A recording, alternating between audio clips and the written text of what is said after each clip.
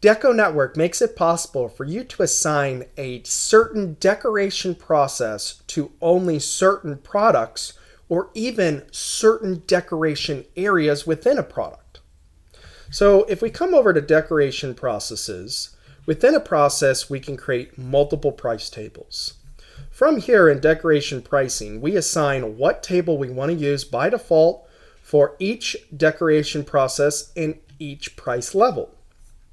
Then within products, we can come into product groups and assign what process or what table we want to use for a process for this group.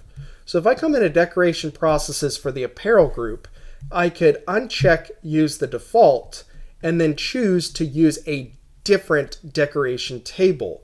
And this will then be applied to all the products within that group. I can do the exact same thing by coming into products, selecting a product, going into the price settings for the product, clicking on this gear for the decoration prices.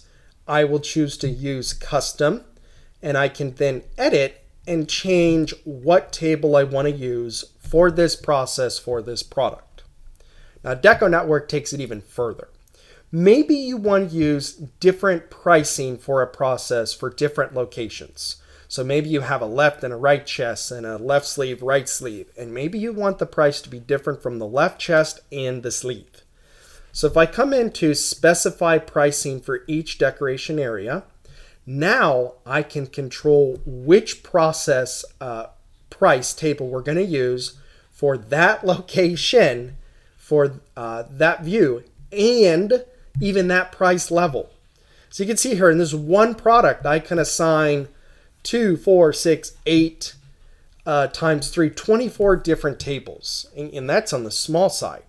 So if you want to charge different decoration prices for different locations or different product areas or decoration areas on a product, simply come into the product, go into the price settings, click on the gear, click edit price, and make sure you have the specify price for decoration areas. Uncheck the default price and then choose the table you want to use. It's really that easy.